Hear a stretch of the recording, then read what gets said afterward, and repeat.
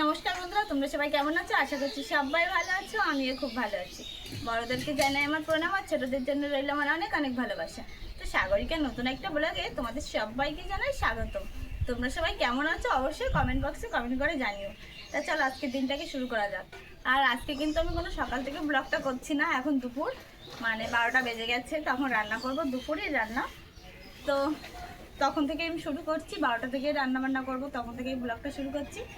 আর রান্নার জন্য দেখো এখানে যে চাল কিন্তু আমি নিয়েই নিয়েছি। একটা জির আছে, কোথায় গেল, এই যে। আর এটা আমাদের বাড়ির নতুন চাল। আর এবছর আমাদের জমিতে দেওয়া হয়েছিল বাঁশকাঠি ধান। আর চালটাও দেখো একদম সরু সরু চাল হয়েছে। আর ভাতটাও কিন্তু একদম সরু সরু ভাত হচ্ছে। তো দারুণ ভাত, খেতেও বেশ মজা লাগছে। তা চলো এখন কলপার থেকে চালটাকে ধুয়ে নিয়ে আসি।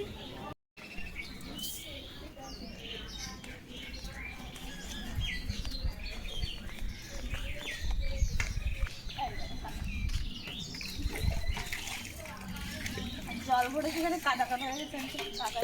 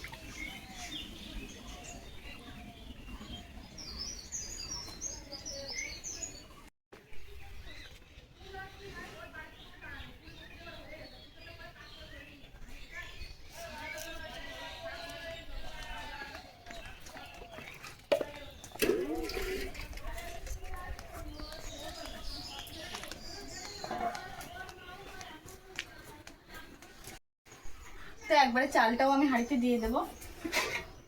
আর হাঁড়ির জলটা জানো তো গরম হয়ে গেছে। মাছটা ভাজা করার সময় জলটা গরম হয়ে গেছে, ওই সাইডে দিয়ে দিয়েছি।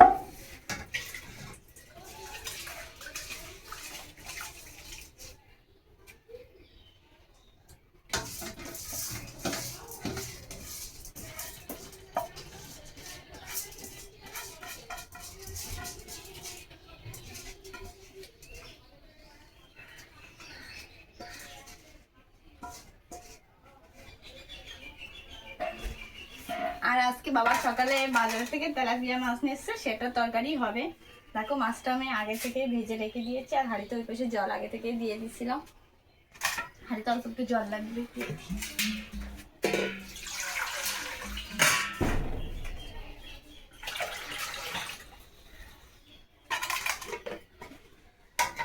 আর সকালে রান্না করেছিলাম রুটি আর টমেটোর সবজি।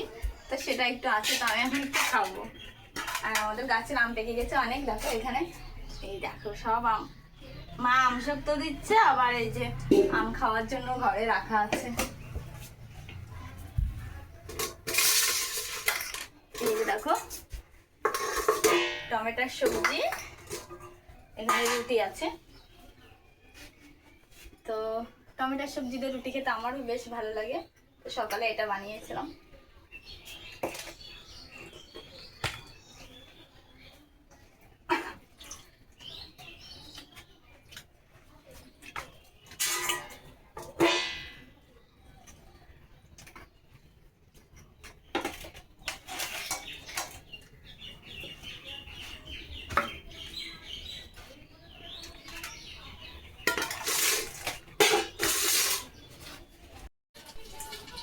তো দেখো মা কিন্তু সবজি কাটতে বসে গেছে, কাটা হয়ে গেছে মার। এখানে এই যে পাট শাক দিয়ে মাছের মাথা দিয়ে তরকারি হবে।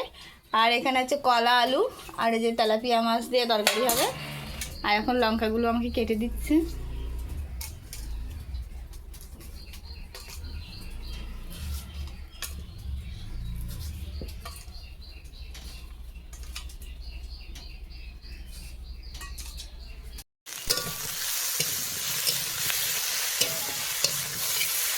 তো দেখো কলা আর আলু কিন্তু আমি সুন্দর করে ভাজা ভাজা করে নিয়েছি, হালকা দেখো লাল লাল হয়ে গেছে।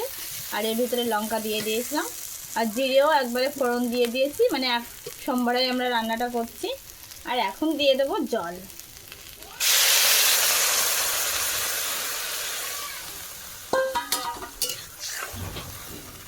আর জিরে ভাজার সময় দেখো আমি কিছু জিরে এই যে শিলে দেখো ভেজে উঠে রেখেছি, এটা বেটে দেব তরকারির ভিতরে।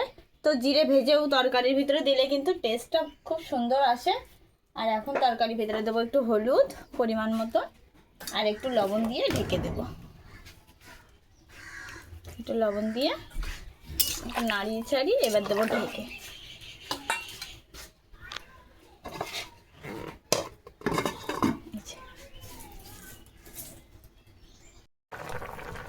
এদিকে দেখো তরকারি কিন্তু ঝোল শুকিয়ে শুকিয়ে এসছে। আর এই যে মাছগুলো আমি দিয়ে দিলাম। আর এদিকে দেখো শিলে যে জিরে কিন্তু আমার বাটা হয়ে গেছে, নামানোর সময় এটা আমি দিয়ে দেবো।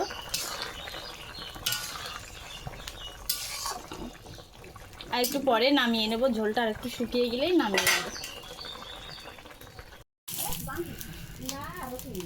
তো এই যে পাট শাক, আর এদিকে দেখো এই যে তরকারিতে দেখো জাল হচ্ছে। আর এর ভেতরে দিয়েছি রসুন, রাঁধুনি, কাঁচা লঙ্কা আর মাছের মাথা। আর এখনই জাল উঠেছে কেমন, পাট শাকটা কিন্তু দিয়ে দেবো।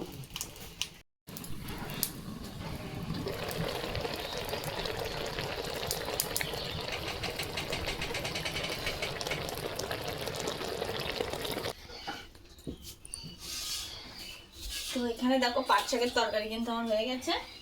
আর এটাতে কিন্তু বেশি ঝোল করতে হয় না, হালকা।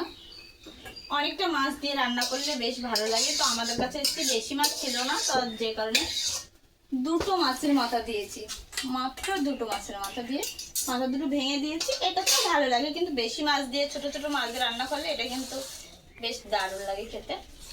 তো এই যে পাট শাকের তরকারি, ভাতারিটা একটু করে দেবো, 10টা টেনে দেবে।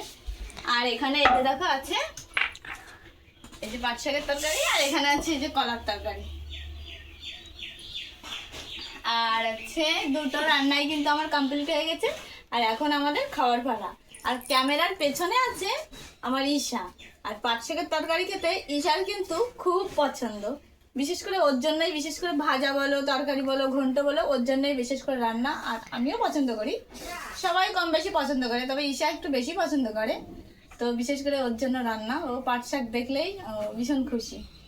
আর ক্যামেরার পেছনে ওই পাশে ঈশা, ও মনে মনে ভীষণ হাসছে, তোমরা তো দেখতে পাচ্ছ না, যে আজকে পাট শাকের তরকারি হয়েছে। তো চলো এখন আমরা খেয়ে নিই।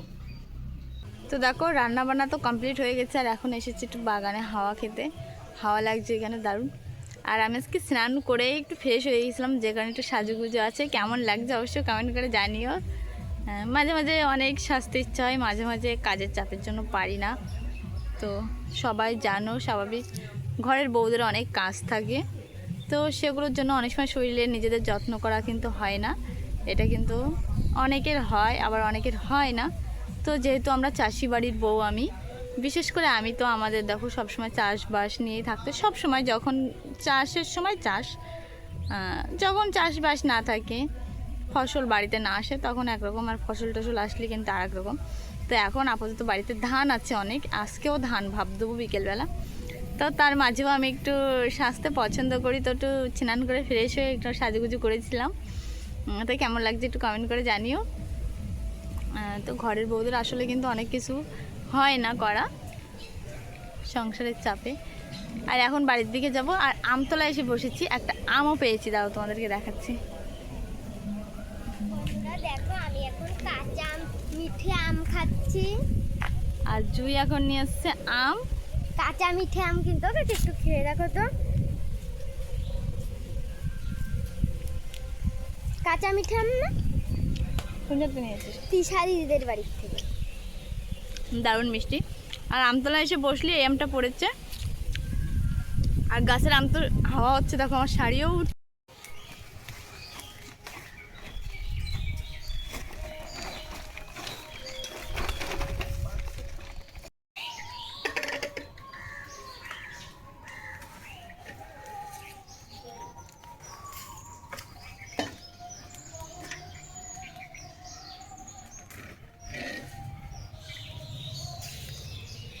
এখন ধান ভাপ দিচ্ছি। আমি বলেছিলাম তোমাদেরকে যে বিকালে ধান ভাপ দেওয়ার আছে, আর হচ্ছে এখন দিচ্ছি। দুটো কড়াই দেওয়া হয়ে গেছে, আর একটা 3টে, আর একটা হবে 4টে হবে। 4 কড়াই ধান ভাপ দিলে সকালে 5 কড়াই হয়, আর একটা আছে, এটা হয়ে গেল। প্রচণ্ড গরম। আর ওইদিকে দেখো মা কী করছে।